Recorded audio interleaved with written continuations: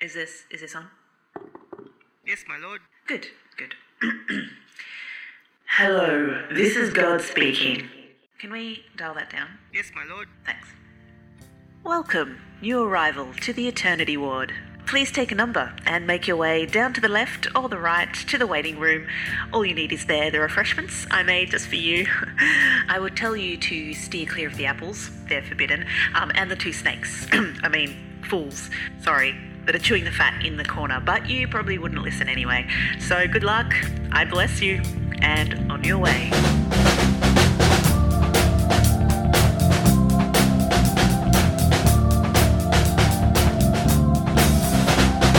Welcome to the Eternity War, where we sit in the waiting room, waiting for an appointment with God and flicking through the apps on our phone, wondering who's watching and listening to our every move. I'm Chris Adams. I'm Nick McKinnon, and Chris, I didn't realise you were quite that paranoid, but I guess I probably should have. Maybe I should be paranoid. That's part of what we're going to talk about tonight. We have a guest, Megan Oren, she's a blogger. Has been for a long time. We started out as bloggers, didn't we, Nick? This is how we got into media stuff. So Megan is a blogger. She's a maths teacher, a psychology teacher. She's taught in Australia and overseas, giving us some unique perspectives. And she's here to talk to us about, well, hello, Megan, first. Hello. Hello. How are you? I'm good. Welcome to the Eternity Ward. Thanks for joining us. Thanks for having me, guys. Now, you came to our attention because you were saying something in the vicinity of your phone, and then that particular thing that you were saying, you started getting advertisements for. Is that what happened? Yeah, look, it's a bit of a cliche that happens, right? I mean, I've seen memes for it that people are like, oh, you type something into Google and then, you get ads for it. And that's been happening for forever because Google is hooked up with all these apps to provide advertising. And that's, it's what we expect. But then people started saying stuff like, oh, I just said something and then I got ads for it. And, presumably as a non-paranoid or rational person, you're like, you probably searched for it and forgot it, right? So that's how it works. But then it's become this meme that people are like, hey, I thought about something and then Google offered me advertising for it. And it's like, okay, well, that sounds paranoid and crazy. But my brother and I and multiple other people have actually done some tests on this. And no jokes, you get ads for stuff you don't type into your phone. So my brother decided to just start saying random things out loud. So he deliberately chose something that he was never going to Google and never going to say anything online about. He's not present on social media. He doesn't use social media. And so he just started saying out loud around his house, gee, I'd really like a pet. I think, if I bought a pet, I could buy it food and I could buy it toys. I could go shopping for pet things and maybe I should just buy a dog or maybe a cat. And he just, was rambling on about stuff for a while. And no jokes, in a day or two, he started getting ads on his Googling feed for pet stuff. And you know what? It's possible that that's a coincidence. I did the same thing. I started talking about circuses. That's not something I Googled. Maybe I should go to a circus. Clowns are a bit fun, aren't they? I love trapeze artists. Just random stuff. And yeah, I started getting ads for circuses. And I saw something that a friend posted online just a couple days ago that they wrote something in the Notes app on their iPhone. Yeah. Didn't say anything, didn't Google it, just put it in the Notes app. And then those ads started turning up on their social media feeds. I had a friend of mine just wrote personal insurance because that was just a reminder that they wanted to give themselves personal insurance into the Notes app. And then I don't know how long after that, but pretty soon they got an actual phone call from an insurance agency, not just advertising, but a phone call. So who is watching and listening, and should we be worried? I guess that's the premise of our conversation tonight, because I'm normally not really worried. Me neither. Yeah. For me, it's not like there are necessarily people listening to what I say. It's more these algorithms that are going to pick up on keywords and so on. But I'm like, how does it affect me? Does it affect me in some way? And the more I've sort of looked into it, I've got, oh, maybe I should be worried. So I don't know. You're not that worried, Megan? What about you, Nick? No, I'm not worried in the slightest. If I was Edward Snowden, I'd be worried. But being a father of 2 who lives in rural Tasmania, no, I'm not that worried. If people want to pay attention to my random conversations, go for it. I think my issue with this is not that I have anything to hide now or that I'm remarkable in any way that anyone cares about what I think, but I'm actually concerned about where it goes in 10 or 20 years' time. And the idea that if people and companies are mining our data, like any program you use for free, you are the product, right? Like right now, we're on Facebook. We don't pay for this, which means that we are the product and Facebook uses us for their own ends. And part of me thinks, well, that's a fair trade. I'm getting a service for free and you're getting my data for free. And that's the trade. Instead of money, you're getting information. But then the way technology is going, we don't actually know what that's going to look like in 10 years' time. And by then, I can't turn around and say, hey, I'm not actually okay that you know all this stuff about me and have all this information, because it's too late. And so I guess I'm not concerned now, and I couldn't care less now, but I guess I'm increasingly concerned about the future. And I was watching the show with Annabelle Crabb and Charlie Pickering about hypothetical future things. I think it's called Tomorrow Tonight or something like that. Really great show on the ABC that was on recently. And they did this episode about future tech companies, and they had a security guru on there. Like, this guy works in the sector, knows everything there is. He lives in Sydney and won't even have an Opal card. He gets disposable ones every week and will not have his name attached to them and chucks them out. Like, he knows that the government and companies mine his data for everything, and he is not okay with that. And so you mentioned Snowden before. He got paranoid because he knew what people were doing with it, right? And so I think that that's the problem, that sure, no one's doing anything bad now, or I'm unremarkable now, but what if something happened to me? What if I did get a position, or what if something went wrong, or a company went wrong, and now they know exactly who I am and everything? We don't know what's going to happen, and that's concerning.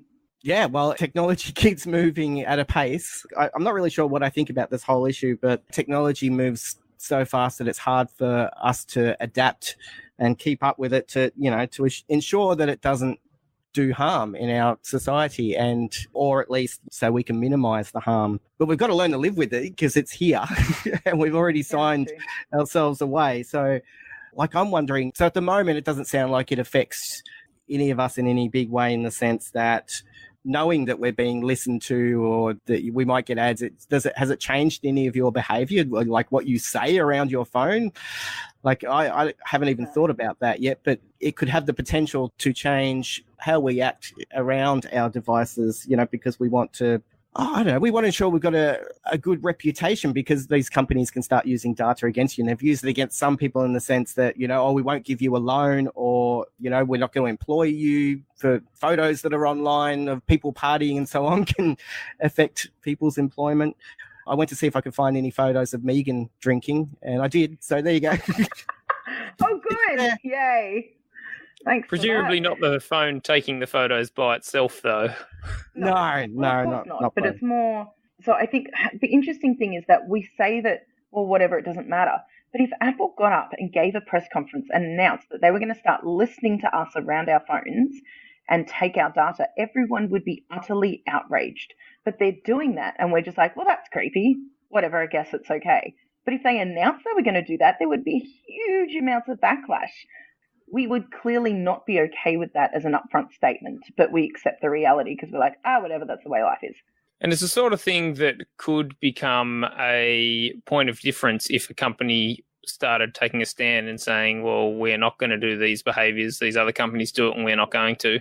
Because unlike Facebook and unlike YouTube, we should be the customer of Apple and of, well, not so much Android, because you don't actually pay for Android, but we should be the customer for an Apple product. At least you're paying for it. Whereas when you're on Facebook and YouTube, like you're saying, we're the product, we're not the customer. So it is a little bit strange if a company that you've already paid money to is still using you as the product. Yeah, but I guess that's massive long terms and conditions no one reads, right? I was watching a TED talk about that specific thing, and there were these guys decided that they would actually read all of the terms and conditions. Like for one particular service, there was 41 hours worth of reading to do to get through that. That's like War and Peace. Yeah, it was longer. It was longer than 2 novels. Well, interestingly, I heard Jack Dorsey, the CEO of Twitter, recently saying that one of their focuses at the moment is to reduce their terms and conditions down to a 2-page document, so that it's much easier for people to read. The other thing, Aaron has just made a comment talking about national security sort of issues, like maybe this sort of technology could have stopped what happened in New Zealand. And that's an interesting point, that when governments try and use these technologies, citizens quite often get pretty crabby about it and saying it's an intrusion into their privacy and that sort of thing. What do you guys think about the idea of governments using this technology? Well, they already do. We already signed away a lot of our freedoms so that we could have our security agencies accessing data to try and prevent things from happening. So they're already doing it. You think the government has an algorithm that goes through, like whenever you speak into your phone or something like that and picks up keywords? Well, if they That's not happening as far as I'm aware. All right. Well, if the companies can sell the data to sort of any sort of third party, and we've signed that they can do that. So I don't know exactly what they have access to, but we did sign away a lot of freedoms so we could have increased security. When are you talking about? Well, ever since post 9/11, where there's been rafts of changes over the years, and little bits of our freedom to privacy have been eaten away. But we've accepted that as the cost for an increased security. So it's just, for me, that's about maintaining an adequate balance there. So that was the bill that went to Parliament a couple of years ago about metadata, and how people were like, well, you can literally understand everything about a person from metadata. But the argument was, yeah, but it helps us catch terrorists. So we kind of want that power. And so I get that. Like, I love the idea that, yeah, I've got nothing to hide. So I do want the government to be able to catch people who have bad intent. That sounds like a brilliant plan to me. But also the idea that the government can listen into everything I do and say, there's just so much room for abuse in that system, and people to use that in a really bad way and in a really destructive way. And so it's really easy to say, oh yeah, well, that's fine, I don't mind because I've got nothing to hide. But there is a flip side to that, and it doesn't, like, people aren't always good. Obviously, that's why we need that rule in the first place. So our data can get misused. Like, do you remember the story about Parliament selling accidentally a cabinet full of actual 30-year locked away cabinet secrets? Like a cabinet full of cabinet secrets? Ridiculous. They can't even keep paper stuff safe. How do you think they're going to keep all our digital data safe? It's just, leaks are inevitable, and I get that. But also, you want to say, well, that's a small price to pay for safety. So I don't know where I sit on that. I think I feel conflicted about it. What do you reckon, Nick? Oh, I think that's the right answer. I think we should feel conflicted about it because there is an obvious benefit that we do want our law enforcement agencies to be able to use whatever power they need to catch these sort of criminals, that it's very difficult to catch them before they commit a crime. But there is often this bread trail of crumbs online. And if we can get to the point where algorithms can pick up those people, then that's, in my mind, that's obviously worth it.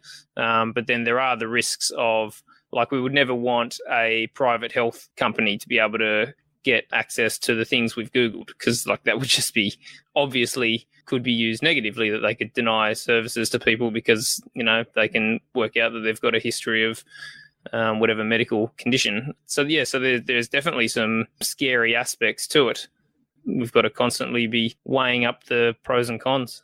I mean, that's literally the story of Edward Snowden, right? If you haven't seen the movie Snowden, I highly recommend that everybody goes to see it, because that really, I don't think I quite got it until I saw the film and went, oh, right, because the people he was working for used him, and it's scary.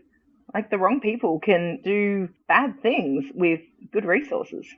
And it often brings up for me the point of how much do we want people to be able to be anonymous online, and how much do we want people to be their persona, and so that we can hold people to account on the things that they do and say, and then you look at things like the spring uprising or whatever in the Middle East, so if you've got a government which, is a despotic government or whatever, and you need to be anonymous in certain situations. Yeah. But, there's the argument for that you shouldn't be able to go around sneakily on the internet, being able to, but there are hackers, there are ways of doing it, and we can't really stop all of that right now. But I'm also interested in, like, China's going a bit crazy with their social networking, following their citizens and giving them a social score. That's taking it to another level. What do you think of that? That's the future now, isn't it? Right. I mean, so we talk about what could happen in the future, but I mean, we're really just talking about developed Western countries. We're not talking about governments with communist leaders, and we're not talking about closed countries. So the fact that North Korea doesn't even have the internet, they don't trust their citizens to have access to information, let alone track what they do. You mentioned at the start that I've been living overseas. I've been back in Australia for about a year, but I was living in Indonesia for 4 years before that. And I wasn't allowed to say a lot of things on the internet because anything I said on the internet that was even vaguely political could easily get my visa revoked. So I had to actually be careful. I lived in Papua, which has a lot of independence issues. There's always, stuff going on there. Some of it's very violent, some of it's not. There's a huge movement over there for the Papuans wanting independence and the Indonesians saying, I don't think so. But I couldn't say that when I was over there. I couldn't say anything about anything that I saw going on. And I actually have heard stories about people saying things on Facebook about anything political and then getting a knock on the door from immigration and saying your visa's been revoked, pack your bags, or escorting you to the airport. There are lots of countries that they do monitor everything. And so here we have multiple options of telecommunications systems. But over there is one company and it's government run and they listen to all your phone calls and read all your text messages. And so you can't even say certain things on the phone depending on where you are and what you need to talk about because you can get kicked out of the country for it. And that's Indonesia, which we don't even think about. Everyone holidays in Bali. They don't think about the fact that the government's listening to everything they do over there. It's problematic. To say the least. Yeah. Another problem I encountered in watching this talk about a toy doll in Europe. So with all of these apps that we sign up to, we end up ticking boxes which end up giving people lots of permissions to access photos from Facebook or whatever. But anyway, there was an app that came with this doll and the doll would talk to you. So your child would be talking to the doll. It would listen and formulate responses, and they discovered that it was extremely easy to hack into. Anyone could hack into it and access it. So your child's in your lounge room playing with the doll, and someone, as long as they're within 60 meters of the house, can access the Bluetooth on it and can then speak through the doll, which that's is pretty creepy and scary. Level. But even the fact that the company is getting all of everything that your child is saying to this doll, that can start being data which starts adding up to painting a picture of what sort of a person this person's going to be, and can start targeting advertisements to them, ideologies or religion or things that they're into or gender that they are, or, so that doll got banned in a lot of places in Europe when that story came out. Yeah. Yeah, it's problematic. Terrifying. Oh my gosh, you think about us as adults, we can make decisions, and part of, I think the conversation has been around, well, that's a sacrifice we make. That is not a choice children are making. If they are accessing technologies and, if they're on iPads or they have an Alexa in their home or a Google Home or whatever in their house, that's not a choice this child is making. And they are creating a lifelong digital footprint that Google's never going to let go. And when they become whoever they're becoming, shaped by who they were and who they said they were and what their parents are saying, and they're now being targeted in such a way that helps develop them into a certain kind of person. Is that going to increase polarization in the way that we're seeing in society? Or, I'm not saying necessarily, but maybe that's a problem, that we've got these kids now who are only being exposed to technology in a way that knows who they are from a very young age and then maybe uses that against them or for them. But I tell you what, I'm a different person to the person I was in high school, and I'm grateful for it. I didn't want to be the same person that I was in high school. And if I'd only been exposed to the same ideas and had reinforcements and not the opportunity to broaden my horizons and actually meet people who think differently and think more about my own beliefs, then maybe I would have turned out differently. And that's scary. That's a really scary idea. So you're a teacher. Yep. I guess you would have an opinion on what you see with a lot of young people and with them interacting with technology. And Nick, you're a parent. When you think about your kids and their access to technology, how are you planning on setting them up, for this internet connected world that they're going into? Because I'm sure you think about it. Yeah, for sure. Jonathan Haidt's done research on the link between the rise in social media, so the birth of Twitter and Facebook, and rates of suicide. And so for teenage girls, the rates of suicide has gone up 70% since Facebook launched in, I think, 2006. So a 70% increase, which is just insane. For boys, it's gone up 25%. So it's something, but it's nothing like what's happening with young girls. That set off massive alarm bells for me. I've got a daughter. And so one of his recommendations is that you shouldn't allow your kids to have access to social media until something like grade 9. So, I've started talking with the parents of my kids' friends at school about this sort of stuff and saying, look, my kids aren't getting it until then, and it'd sure as hell make it a lot easier for me if your kids also weren't getting it. But like, not trying to pressure them, but just starting the conversation with them to say, what are you thinking about in this sort of area, and sharing those sort of data and stories. Because, yeah, if you're the lone person that's holding out, it's going to be 1,000 times harder if your kid, has all their friends have got access to it and they don't. That's pretty difficult. Whereas if at least their mates are all in the same boat as them, it would be a lot easier. So, yeah, that's my plan, is to keep them off social media until sort of grade 9, grade 10, somewhere there. I'll let you know in Yes. 10 years whether that worked. Do you think that's a good plan, Megan? Oh, so much to say. Yeah? So much to say. I truly believe that technology is hugely detrimental to our kids growing up. I am part of that little mini micro generation, as they call us, who did not grow up with technology, but has known nothing since as an adult. So I got my first phone on my 18th birthday. So I had it as an adult. I turned 18 at first year uni. In school, we never had, social media didn't really exist. We had ICQ a bit, but everyone had dial-up internet. So, the amount of time you could spend online is just fairly negligible. And it's such an incredibly socially isolating thing. And the weird thing is, it's meant to connect people more. So what I think it does is connects people in a way that doesn't actually connect them to each other. It connects them to the object that they're connecting via. And so what I've tried to, I'm a homeroom teacher. I teach year 7 homeroom. And so the great thing about getting kids so young is that I try and talk to them about how technology and how the use of screens is going to affect their friendships. And if all they have in common is that they like the same games, they like the same songs, they watch the same YouTube videos, they like the same memes, what is their friendship based on? They don't actually have relationships. And so we don't have technology in our homerooms. We have tech-free homerooms.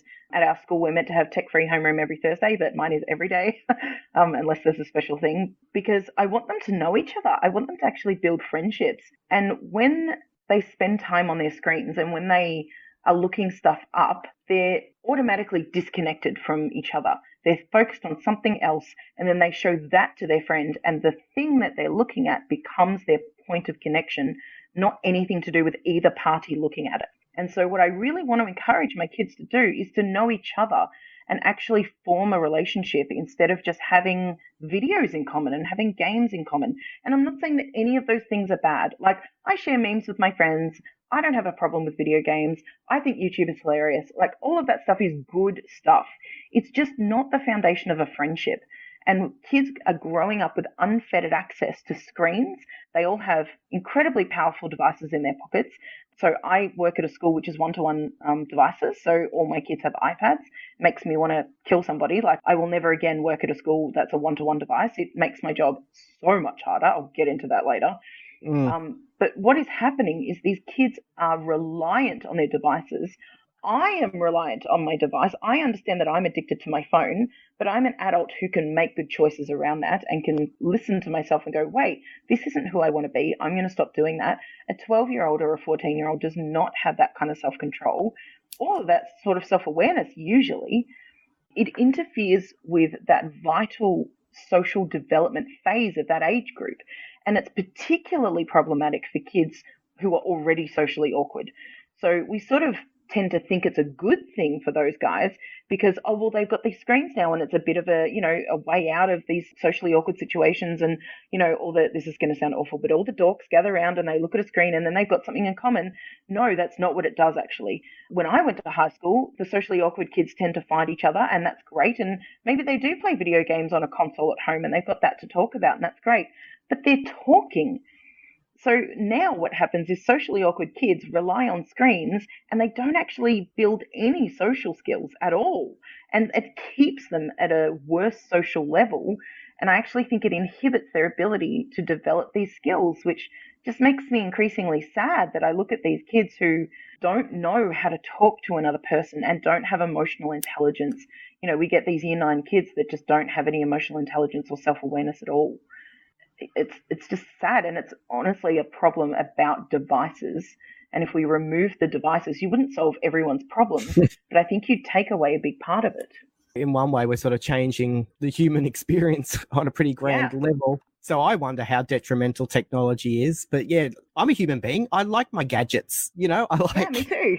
I like the little flashy screen. You know, there was a part of me that thought taking their phones away from the young people, you know, for whatever reason is, you know, it's like taking them away from the thing that they are connected to. But you're the one that teaches psychology, so it's interesting hearing that idea. But I mean, Nick, we used to run a camp, and that camp was in this secluded valley in the heart of Tasmania, and all of the young people that would arrive for that camp would all arrive with their little phones with them to discover that there was no reception there. And that did make for a fantastic camp. Like, they freaked out for like half an hour or so, but then they had to engage with each other. And they didn't look back after that. They loved it. And they didn't want to go home to their normal world of just relating to each other on their phones, I guess. What do you reckon, Nick? Do you think technology is sort of changing the human experience on a level? Oh, it would have to. Yeah, it's such a massive development. Like what you were saying, Megan, for me, I didn't have my first phone until I was, 20 or 21 or something like that. And it certainly wasn't a smartphone. Like I could, Oh yeah. no, I couldn't even listen to music on it. It was just a phone. I mean, you could do text messages if you wanted to press the button 4 times for R.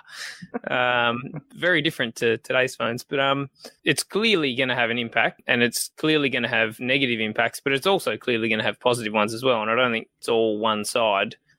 I do worry about the incentive structure of it, where companies just have this insatiable thirst for our attention, because the longer they can keep our attention, the more products they can sell us, or the more they can sell our data onto advertisers. So that's a really dangerous thing. And like, I think all of us need to think about the way we use the internet, because for so long the internet has been free, like everything on it has been free.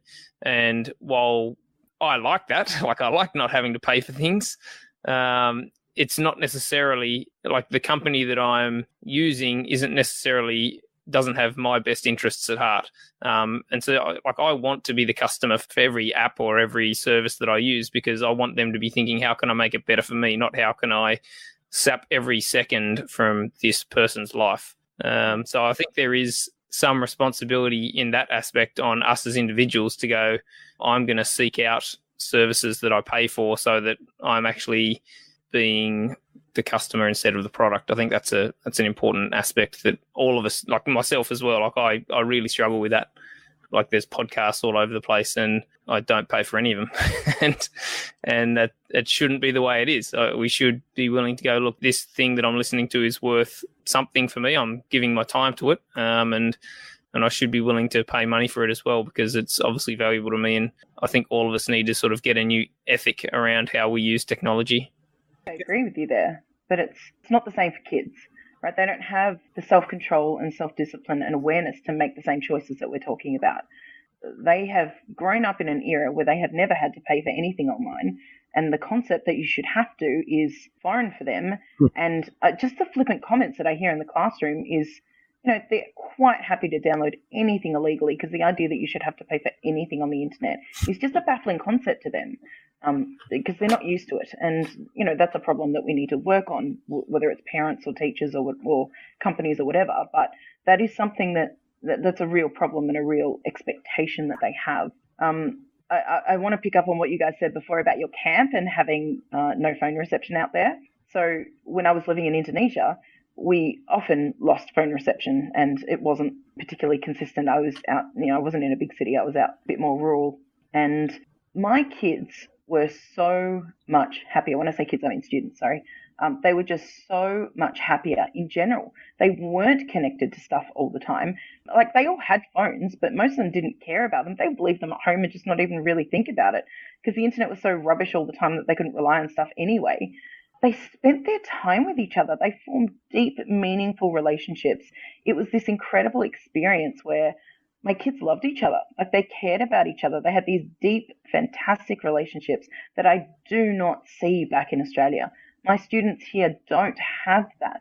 They are so distracted by everything that could possibly be of interest to them that they've lost the art of human connection. And I think as adults, we've done that too. We have lost the art of human connection. I know that if I didn't have the internet, I would spend less time by myself as an extrovert. And that's a really sad comment. And that's something about my choices that I should be changing. But it's just so easy to make those choices when they're all around you and such a normal part of society. It's also hard for young people if the pressure is there to join whatever new social networking app is out and everyone's on and they're offering it free, but you have to sign a lot of freedoms away to them. So the weight is sort of in their favour, in the company's favour. So as detrimental as it all is, it's here to stay. We can't go back, can we? Can we somehow put it back in its box a little bit? I don't know how we can do that. And would we even want to go back? I wouldn't even want to go back. So no, I like, having this connected world. But like what you're saying, Megan, it's totally making a difference to relationships, to people, to fundamentally who we are. I don't want to go back. I agree with you. I don't want to go back either. But the problem is that younger kids don't have the same ability to make self-controlled decisions the way that we do. And so like Nick was saying, that he doesn't want to give his kids access to these things until they're old enough to make some good choices. So I'm teaching year 7s that don't have good decision making around. I've got year 10s that can't make decisions around this sort of stuff.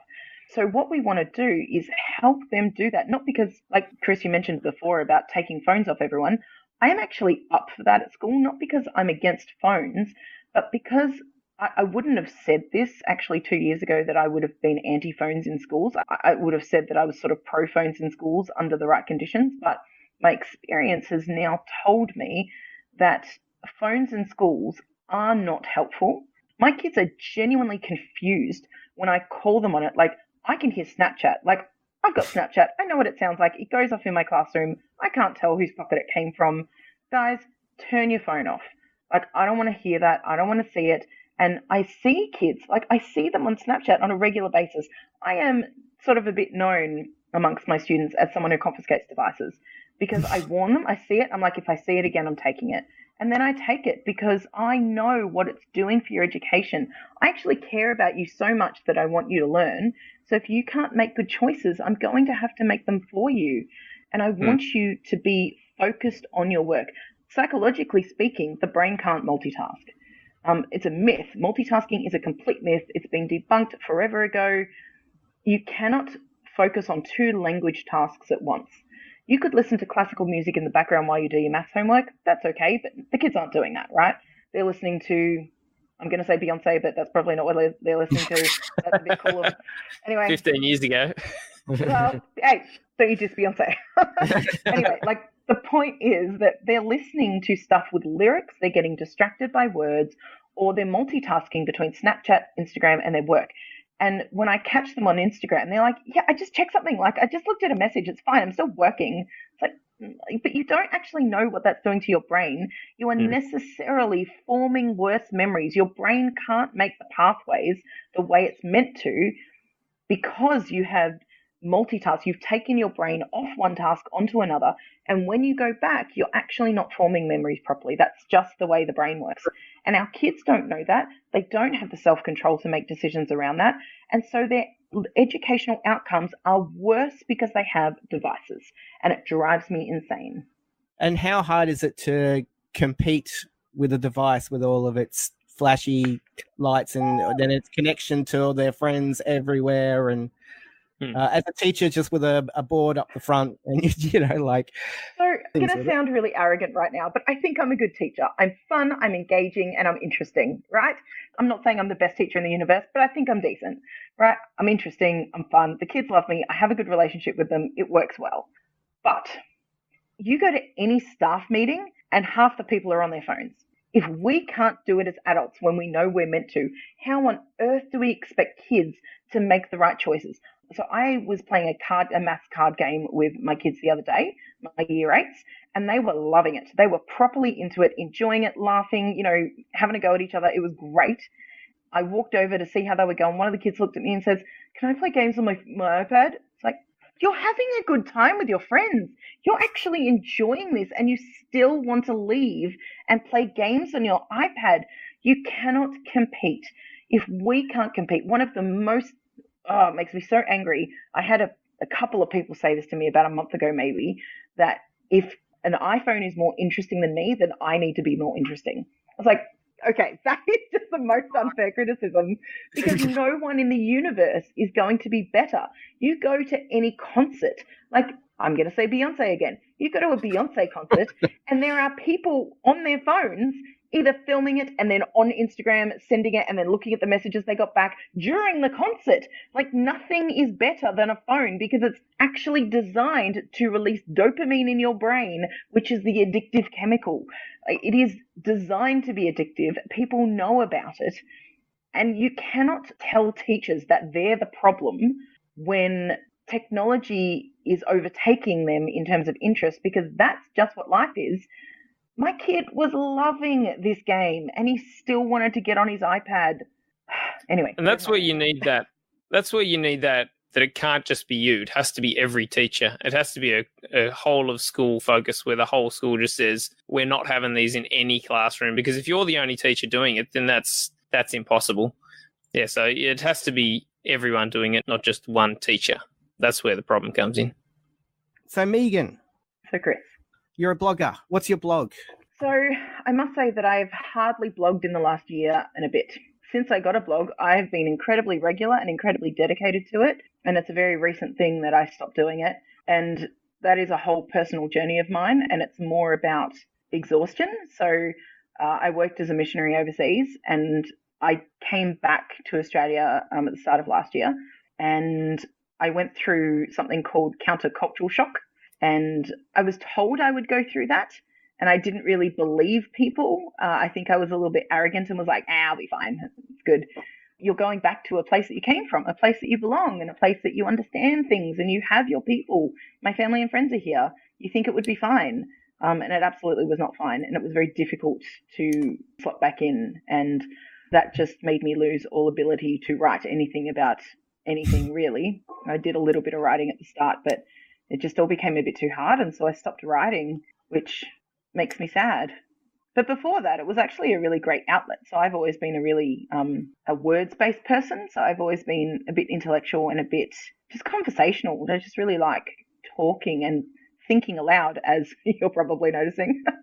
And I think blogging for me was a way to think aloud and to actually engage with people without having to have 100 people in front of me to talk with, but I could think about something, put it out there and get a lot of dialogue going, whether that was online or people would come and see me themselves and just sort of talk to me about, oh, I read your blog and blah, blah, blah. It was more that actually, that people wouldn't comment online, but the next time they saw me, they wanted to talk about it. And that was just a really cool way to get a lot of information instead of having to repeat what's going on in my mind 100 times. I could say it once and everyone could read it and then we could discuss it. And that was really cool. Mm. Why do you guys do it?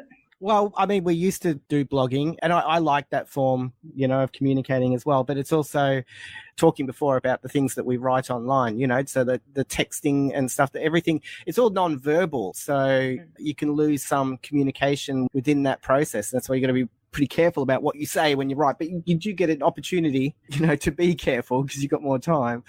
But I guess we wanted to do live conversations.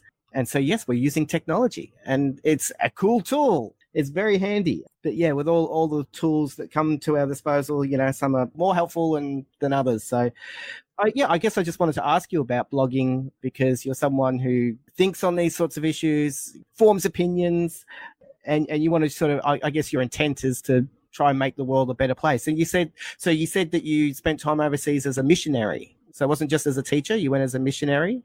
I went overseas and I was teaching. So I was teaching at a missionary school. So it was set up for the kids of missionaries over there. The idea is that people who are over there working and serving, a lot of them have families. And if you want to stay on the field and you want to make sure your kids have access to options in the future, you need them to have a solid education. And I'm going to say the Indonesian education system is pretty appalling. So the missions all got together about 30 years ago and decided, right, if we want this, we're going to have to do something about it. So they set up a school. It's run by a board and each of the missions has a seat on the board and they're responsible for staffing the school. And so I went over there and taught at the school for 4 years. Yeah, so all the rest of the teachers there are people like me that go over there. You don't get paid for your work. You go over there and you work as a volunteer missionary, and the kids that we teach, about 70% of them, I would say, are mission kids. So their parents are pilots and doctors and nurses and literacy workers and translators and, a million other things that they could possibly be. The other 30% are probably local Indonesian students, and that's a pretty rough breakdown. But we have kids from all over the world. It's a very multicultural school. It was a Christian missionary sort of outpost sort of thing. Is that Oh, yeah. within a Muslim country? Yeah. Yeah. There's going to give you some interesting perspectives. Like, what was it like to be in the minority? I wasn't. I was in Papua, which is a bit of a unique province in Indonesia. Indonesia has a history of Dutch colonialism. In Papua, they still have a lot of Dutch history. And when the Dutch came over and settled them, they had their own sort of tribal animistic religion. And they all sort of just adopted the Dutch Christianity. Their religion sort of became this interesting mix of animism, tribalism, and Christianity. So it's, one of the things that some of the missionaries were doing were trying to sort of maybe abolish some of those other things that got mixed in and say, that you guys believe in Jesus. Well, okay, Jesus is enough. You don't actually have to pray to all these other spirits and appease them, because that's sort of the point of Jesus, that he's a once and for all thing. So they were just sort of trying to work on the education around religion in some of the places that had got that a bit mixed up. So Papua was predominantly Christian, really, at least in name. So in Indonesia, it's illegal not to have a religion. So it's on your birth certificate, it's on your passport, it's on everything. Like it's just maybe not passport, I don't know. It's on your legal documents about your identity. You have to have a religion. But because of the independence movement, the Indonesian government is pretty keen for Papua not to get independence. So they ran a transmigration program a number of years ago and sent across a lot of Javanese. Not just Javanese, there are some people from Sulawesi and Kalimantan and Sumatra and all sorts of places, but they sent a whole bunch of people over. So these days, the population of Papua is about 50-50 Papuan and transmigratory people, which means it's about 50% Muslim because they're all the people that came over, and about 50% Christian, which are all the native Papuans. But everyone lives in harmony. Like, no one's fighting with each other about religion. They're only fighting about independence. There really is no conflict around religion in that part of the world, which is interesting. There are other parts of Indonesia that are very fighty around religion, but not where I was. I didn't realize when you went over there that you were doing it in a voluntary capacity. I had no idea of that. Yeah, that's why I'm broke. Right. So obviously this is, your faith means that much to you that you decided to follow it to a situation like that. How did you come to that point? Well, I'm a practicing Christian. I think that if God is real and Jesus is real and I want to take that seriously, then this is just for me. I don't want to put this on anyone else, but living in a comfortable Western context for my whole life didn't really seem to cut it for me, that I wanted to see more of the world. I wanted to travel. I've done a bit of traveling, but traveling through Europe as a lovely tourist with money doesn't really give you much perspective on the world. It helps you see more of middle class culture. It doesn't really help you understand the perspectives of people in the world. And so I wanted to do something meaningful. And as a teacher, you can go anywhere. Like if you're a teacher or a nurse, you can go anywhere and do anything. And so that was a really wonderful thing that I got the opportunity to do, is go somewhere and serve in that capacity, that I could go to a place where I wasn't just getting a paycheck and going home, but I was doing something I love and something I believe God has gifted me in doing, and then actually make a difference as well and help people. Like, even if I'm not the one actually doing the helping, like I was helping my students, of course, and I did other things outside of my job sometimes. But if I'm not the one helping, I'm helping pilots get to remote places because I'm teaching their kids.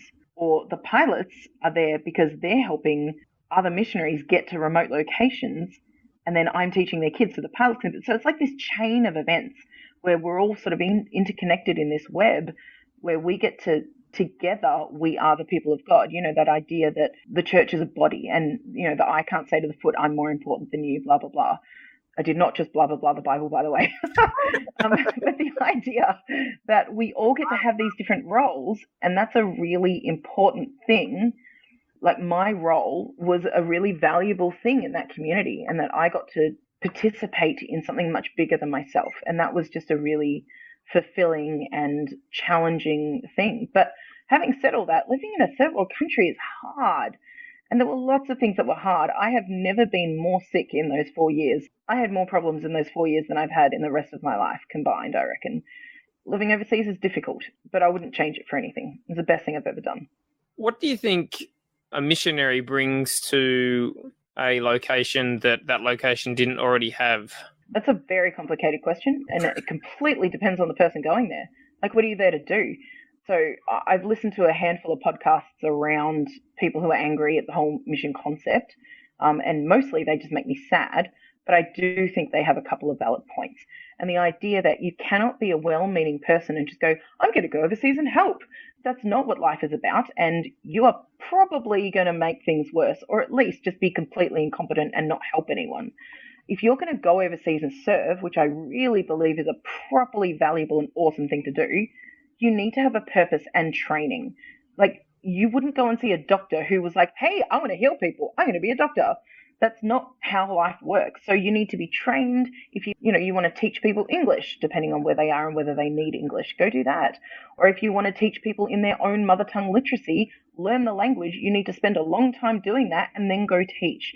If you want to do what I did, be a qualified teacher, know what you want to do and go do that. If you're a pilot and you want to go help, spend time at home training to do that. You get my point, right? That missions, I think, are incredibly valuable because people from where I'm from, or from where I lived, they didn't have access to a lot of stuff. And so they were very limited in their ability to grow and change and have opportunities that we take for granted.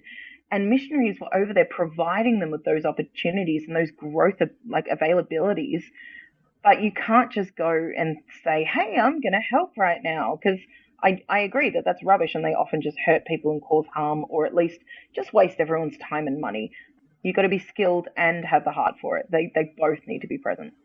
Yeah, well, that's what I was wondering. Like, if you had have just stayed in Australia and earned whatever the salary a teacher makes, like, you could send $10,000 a year over there. Like, how that would make less of an impact than someone going over here and being a missionary, you reckon? It completely depends on what they're doing. Sometimes I think people should just send some money. I totally think it's a valid thing to say. But I also think that if you're just sending money over to people that have no ability to manage or know what to do with that, then it's actually not helpful. So one of the problems with Papua, in particular, I can speak to my particular context, is that the government sometimes literally hand out wads of cash. Like, that is their social security. They don't have a system where they regularly give out money, but sometimes they wander around and they literally give out like hundreds of dollars to people. And I mean, they give out hundreds of dollars to people who are desperately poor. And when I tell you that I could easily live very well on $1,000 a month over there, including rent, bills, food, petrol, everything, you'll understand how much money we're talking about, right? So, like, I would go to the local markets, buy a coconut for 40 cents. You know, you're buying a bunch of greens for 20 cents, things like that.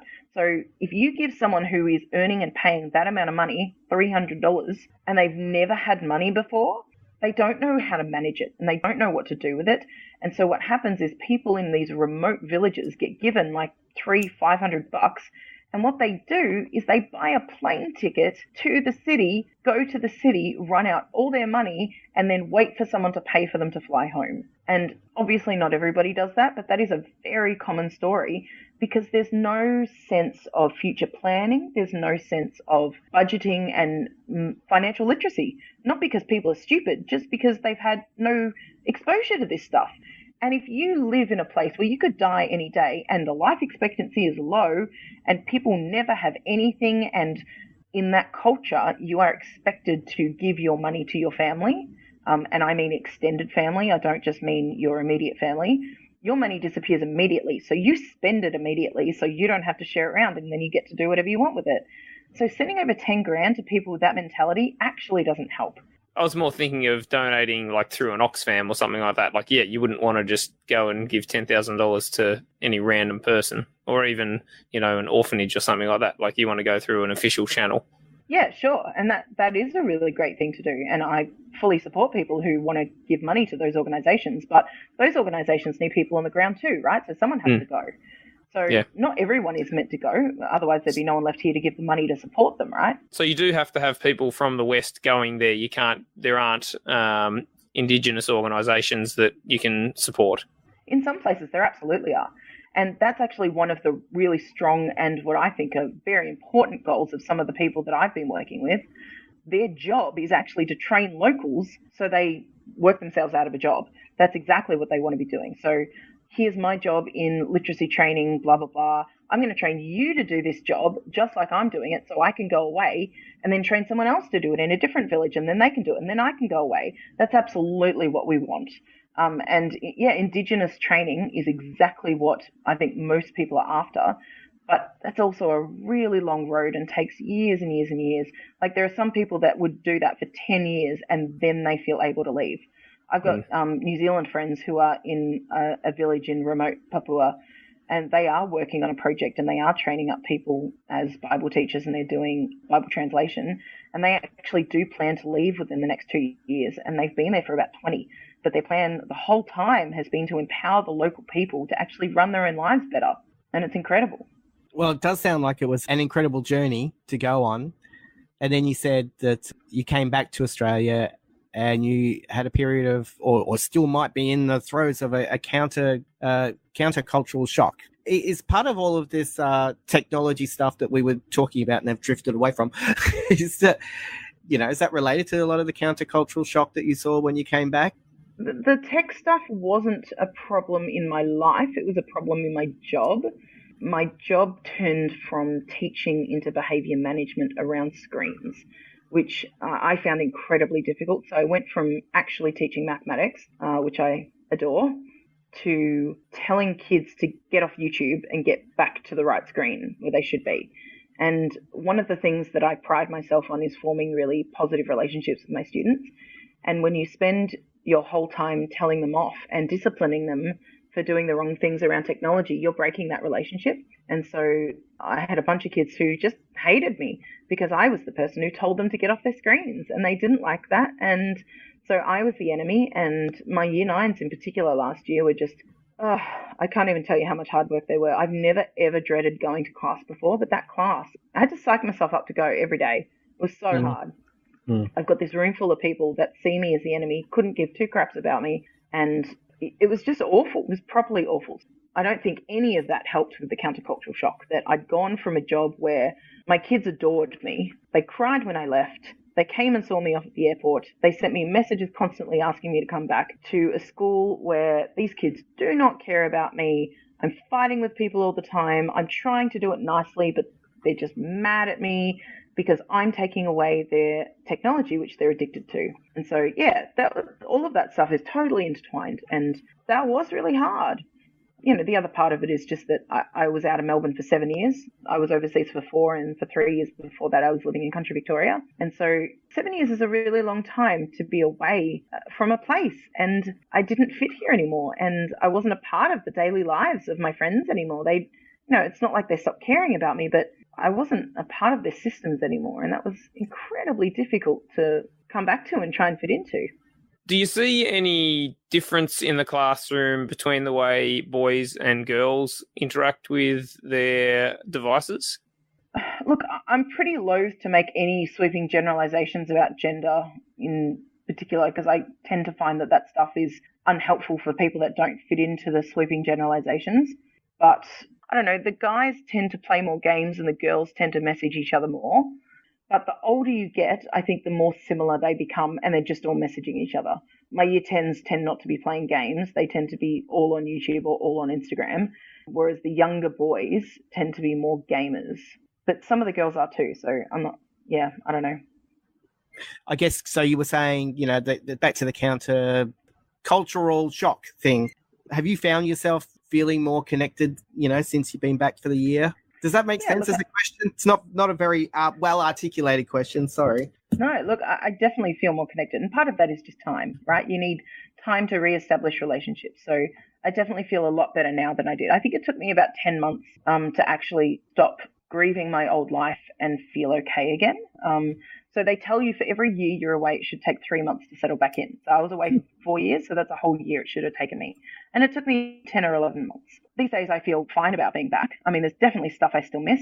I'll talk about that in 2 seconds. But I think while I was overseas, technology helped me, because being so far away, technology was actually a really great way that I could stay in touch with everyone back here.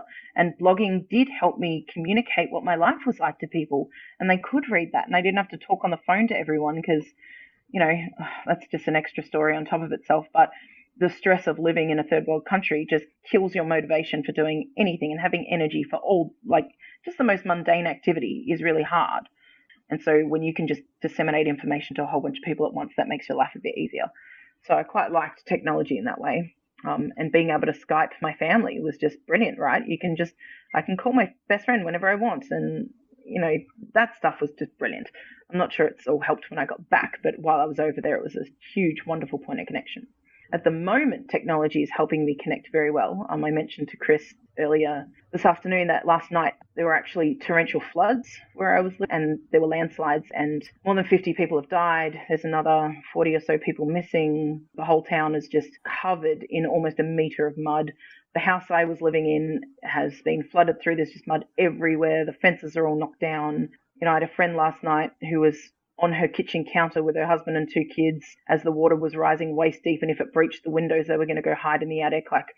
Yeah, it looks horrific. If you Google Sentani, Sentani, if you Google Sentani floods, you'll find a whole bunch of videos and pictures about what it looks like right now. And technology has helped me stay in touch and keep abreast of what's happening over there. And my kids today, my students were all up at school cooking meals for hundreds of nearly homeless people because our school is up on a hill. So last night, hundreds of people slept in our gym and our classrooms because there's nowhere to go, and they don't have any power or anything, but most people still have phone reception, which is great. For some reason, the cell towers weren't knocked out, and the school has a backup generator, which means that they've been able to charge phones and keep in contact. That sort of stuff is just incredible. The fact that 50 years ago, if this had happened, no one would know about it. Yeah. But now people can get supplies and try and help each other, and that's just this incredible way that you can find someone who's lost by calling them. Yeah. So that's probably weighing a bit heavy on you at the moment. Yeah, it's pretty horrible. Any desire to go back, or are you embarking on the next journey? I'm totally open to going overseas again, absolutely, but it's not something that I'm rushing towards. In fact, I'd quite love to travel again, I really would. But I have lived in a third world country now, and I know how hard it is. And so I'm pretty keen to do that with God. It takes a lot to survive in a third world country. And to be okay in a country where things don't go according to plan. I don't know if you have time for me to tell you another intense story. We have time.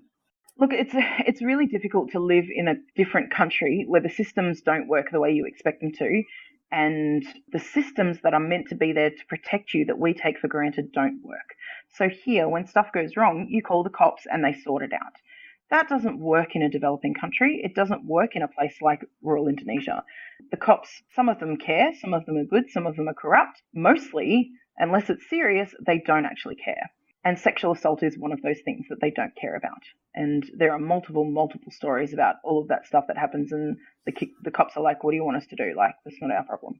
So I'd only been there a couple months, and I was sexually assaulted by a guard who worked at our school, who was actually meant to be there to protect us from such things.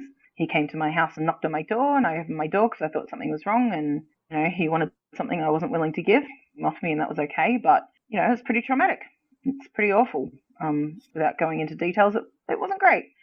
I, immediately called my next door neighbor, and I'm like, I don't know what to do. I need some help. And so she came over and she went and got people because I just wasn't really in the state to make any rational choices. So, they came over and they all sorted it out for me. But the way that you sort something like that out is basically, we can call the cops if you want, but I'll tell you what, it's not going to go very well. They're going to beat him even worse, shove him in prison for a night, and then just let him out anyway. And then you're going to have to sign a whole bunch of paperwork, and that might screw your visa. And they're just not there for you. And the systems, like the expats were great and they looked after me, but the systems in a place like that are not set up to protect people.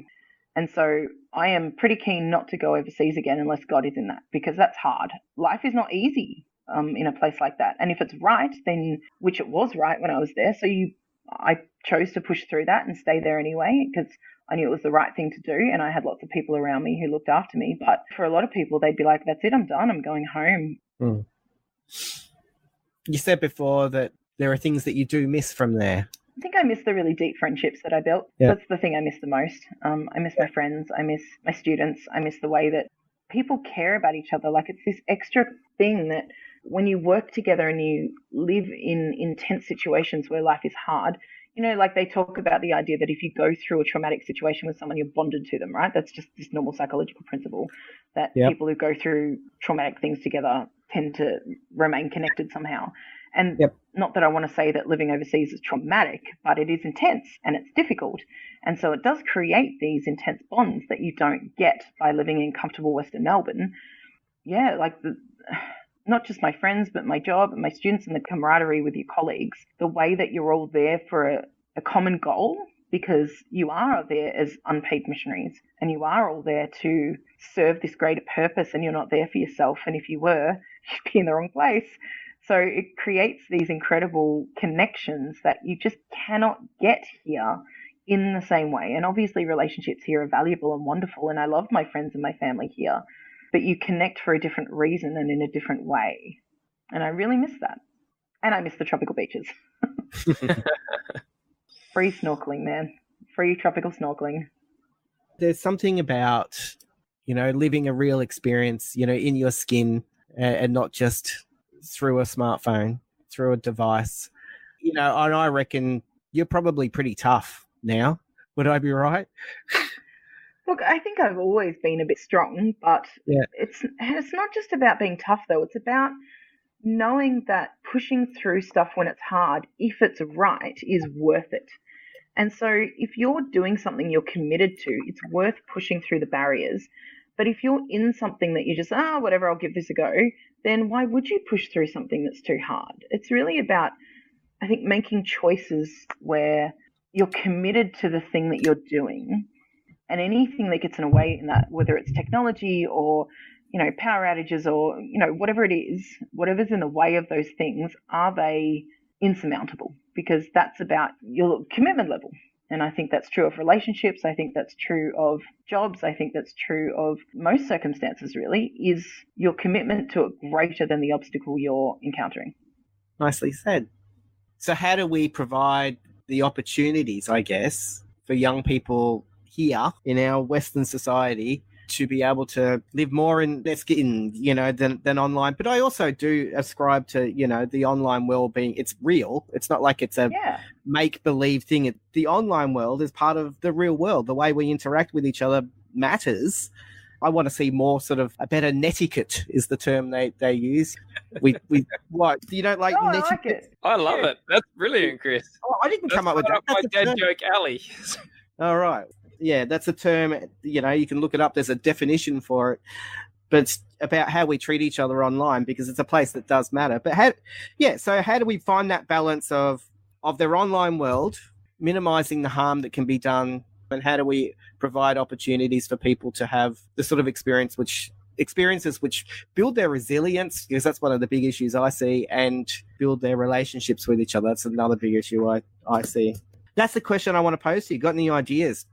Because it's a big task. Have you seen things work well in the classroom with changes that you've made, Megan? I completely agree, and I really want to see those things happen here in a Western context. And it's not insurmountable. It's not impossible. I don't know if you know this, but I was on an episode of Insight last year, which was around tech in schools. And there's a school not too far from me that actually banned all phones from their school. And the kids were pretty upset about it. But 6 months into it, they're like, this is better. My anxiety is less. I'm getting better grades. I concentrate better. I'm happy. I've got better friendships. Like, we can do that here. And that's not to say, like, I agree with you, the online world is great. Like, hello, we're doing it right now. You know, the online world is brilliant and I love it and I want to be connected to it, but it's not the only thing, and it shouldn't be the most important thing. And I think that's the difference, that where is it on your scale of priorities? And so if being connected in your pocket is a higher priority than your face-to-face relationships, then you're doing it wrong. And online relationships are important. Online connection is valuable, but it's not more important than the person in front of you. So one of the most depressing things that I've been noticing in the last 12 months since I've been back is, like, I'll go out to a restaurant or a cafe. Like, I love brunch, my favorite thing. Go out for brunch, and I'm looking at a whole bunch of 20-somethings, like I'm particularly looking at people younger than me, who are all sitting around a table. There's 4 or 5 of them, and they're all staring at their own phones. I'm like, seriously, guys, you've chosen to leave the house and have brunch together. It's not like someone made you hang out with your family that you don't want to hang out with. These are your friends that you chose to do this with, and you're all looking at your own screens. And I'm just devastated, and I'm sad. And one of the lines that I used for my Year 7 homeroom last year that I sort of just made up on the spot, but they were so impacted by it, I'm like, ooh, I'm going to keep saying that. They were like, oh, that's a really good point. So I'm using it this year again, is you are never going to look back on your life and wish you'd spent more time on your screen. Right? And that's just like a plain truth that there's nothing wrong with those things, but you're never going to look back on your life and wish you'd done more of it. So maybe less of it is good. Maybe face-to-face stuff is more important. When you look back and you tell stories, like, we've just come back from Year 7 camp. The stories that you're telling me, are they based around your screens, or are you telling me funny things that each other did? In 5 years, they're not going to tell the story of the YouTube video they watched together at recess, just priorities are not screen based, and they're not when you sit down and analyze your life. So why are they in practice? Have you managed to institute the phone ban throughout your whole school? Oh, no. Are you agitating for it? Oh, look, I'd love to. Our school isn't advocating for it. Yeah, look, I have never seen a situation where education was made better by having phones.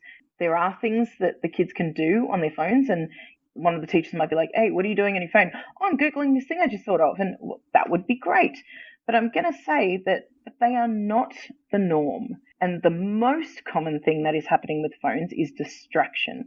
So I would ban phones, not because I think technology is bad, but because I think the cons outweigh the pros. What do you reckon, Nick? Would you ban phones in school if you were the Prime Minister of Australia? I don't think I'd do it if I was the Prime Minister of Australia, but certainly if I was a principal of a school, then yeah, I would definitely. I don't think we should do it from that far on top, but I think each school needs to make that decision for themselves. But yes, if I was the principal of a school, whatever power I would have, I'd be edging it towards banning phones for sure. I can understand from a parent's perspective, there are some parents who want their kid to have it for safety purposes for the journey home.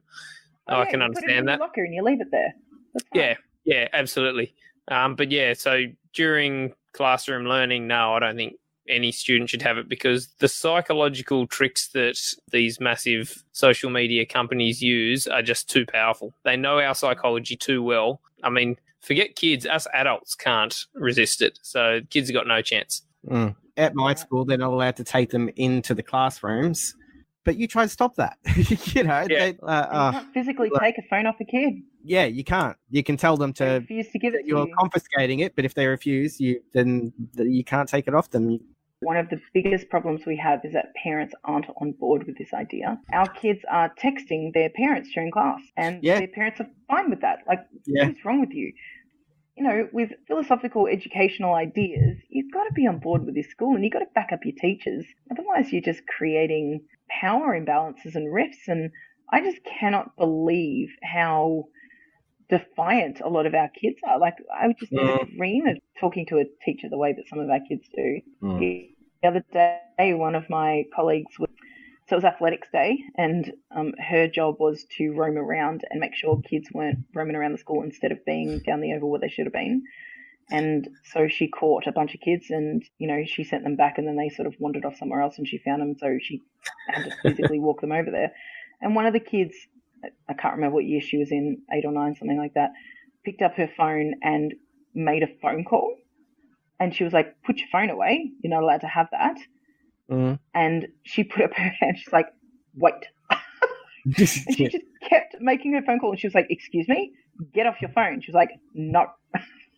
Yep. And she was talking to her mother, and her mother didn't care. Like, what are we meant to do about that when mum doesn't care and the kids have that incredibly entitled attitude around technology? It's my phone, it's my property, shut up, I'm going to do what I want. This is why I'm so, parents have got to be on board with schools. Are you on board, Nick? With what? No, but that's exactly what you were saying earlier, is that you need to get, the parents around you that are, Yeah. on board, that you're all going to do it together, because there's too much pressure. And this sort of, I think there is an imbalance in schools where students have the power now, which is a really strange thing. It certainly has not always been that way. And it's one of the things that makes me wonder about, like, the cane. Like, we had the cane when we were in school, and they don't have it now. You have a cane? I got the cane once. What? Yep. Yeah. And so, like, if you're a kid, that's a real punishment. At the moment, there's none. Like, what can a school do? They can send you home. It's like, whoa, that's not a punishment. Okay, so like, I'm not punishment, but not the cane. Let's not do. Yes, I'm not saying we should definitely have that, but I'm just like, I think removing that has led to some of these things. Now, again, I'm not saying that we should bring it back. I mean, I think it's a question worth asking ourselves, but I'm not saying that we should definitely do that or even consider it necessarily. But I think it's something we should think about. Because I think we are in a situation where students are the ones in power, and there's nothing, like you're saying, like, if the parent doesn't care, there's nothing a school can do, because the absolute worst a school can do is give them a suspension where they get to go home. And if their parent doesn't care and they're just like, yeah, feel free, just, sit on Fortnite all day, well, that ain't a punishment for that kid. Yeah. Like, if it's my kid, they're going to be sitting at home cleaning. That's what they're going to be doing. But that's not most of the kids that get external suspensions. Most of them are just sitting at home playing Fortnite or watching YouTube. So we need to have a think about, as a society, like, is there anything we can do that is a punishment for these kids? Because at the moment we don't have. So our school uses something called restorative practices, which is the idea that you engage the kid in conversation and try and actually say, hey, here's what you did wrong and here's why it's a problem, and try and restore the relationship and, make them see why it's wrong. And I think that's absolutely the best way to start. I think you should definitely do that and say, hey, not cool, here's why, let's fix it. But I then agree with you, Nick, in saying that if that doesn't work and the kid's like, well, I don't care because I had plenty of them last year, what's the problem? I'm not changing, you're the idiot. Well then, okay, so if you don't have any intrinsic motivation to do anything about your bad behavior, I'm going to give you some motivation by creating external punishment. And unfortunately, that shouldn't be your first port of call, but I absolutely think that it needs to be part of the equation. If immature kids don't have the ability to realize that their choices are unhelpful, then we need to make them realize by taking away something that they actually want, whether that's their time or their freedom or their device or whatever it is. I don't know whether you've seen anything that works. The only thing I've seen that works is internal suspension, where the kid is still at school, but they're isolated from their class. Like, they are just in a classroom by themselves. And so long as they don't have their device with them, that is actually a punishment. They hate internal, in the kids that I've dealt with, they hate internal suspensions because they're there by themselves. These are the sort of things that we never really foresee. We try and do things a new way. Hey, let's do parenting this way. And there have been changes, but I also think there's been a lot of changes for the good. I think that there is something to be said for young people being empowered and not just told what to do all the time. But it has these pros and these cons. So I don't know, Nick, what did you... Being empowered, but not within a classroom where you're having a power dynamic structure where you don't actually know what's best here, and you're also making choices that affect everyone else in the room. So there's a difference between you get to make really valuable choices about your own life and you get to disrupt everyone else's learning. So, empowerment is good, but you've got to have context for that.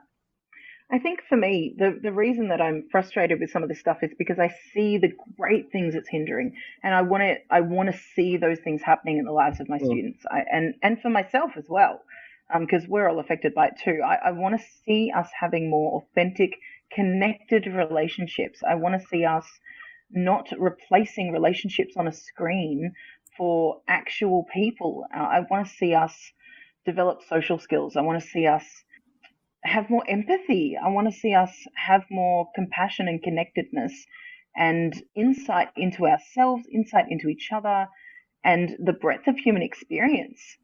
You can't get life's experience from sitting at home and looking at a screen.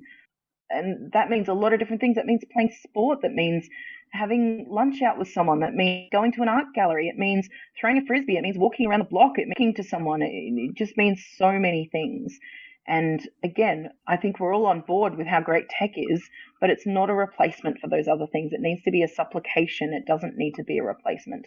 And yeah, I guess that's just my takeaway, that I just want people to know that you've got to be deliberate about it, because it's not just going to happen, because companies and technology is designed to draw us in, and we need to make really good deliberate decisions to not be their puppets and not be sucked into those things, and make wise choices about who we want to be and how we want to be connected to the world. Cool. Nick, what about you? Do you have any thoughts on going forward? Sure. I really like the idea of like taking the idea of the Sabbath. And so like as a family saying every Saturday or Sunday or whatever, none of us are using our device. They're all going in a box that gets locked or something. And yeah, we're going to spend this day as a family, and it's not even going to be accessible for any of us. So I like that idea of giving yourself a break from the device so that you can be aware of the impacts it has on you when you do have it. Yeah. I like your ideas, both of you. I'm not paranoid. Alert but not alarmed. Paranoid. Yes. Yeah, alert but not alarmed. I like that. But but thank you for coming on, Megan. No, you're welcome. Thanks for having me, guys. Are you going to write some blogs? You're going to get back to blogging? I should know. I'm feeling guilt-tripped into it. So what is your blog? If people wanted to catch your thoughts because you're about to embark on a new blogger week, is that right? No, I can't Am put I? you in that Okay. situation. Tell him to shut up, It's a bit of a Megan. made-up word. Yeah, I should. So my blog is Ludicrosity, which is a made-up word. So the word ludicrous with ITY on the end, .wordpress.com, if you're interested in some of my ramblings. And I've discovered, as we've been talking, if you just search for Megan Oren blog, you'll find it. I think it's the first thing on Google that comes up. This is So the problem with having a rare name. As a teacher, my kids Google me, and everything they find is actually me, which is probably not great. Whew. Or alternatively, instead of just making connection with Megan via her blog or her Facebook or her Instagram or whatever, you could meet her face to face and form a real relationship. Actually talk to me. Wow. You can find me on Instagram and Twitter as well. I've got the same handle. Yeah, cool. Cheers, Megan. Thanks a lot, boys. Nice to have a chat. no, thanks for coming on. It was good. So thanks for listening to the Eternity Ward. We've got a whole bunch of ideas for things that we're going to be talking about coming up very soon, haven't we, Nick? We do. Yeah, there's a whole bunch of them that we're ready to go on. Yeah, so we'll be embarking on them pretty soon. So stay tuned, and we'll catch you next time. I'm out. Much love, people.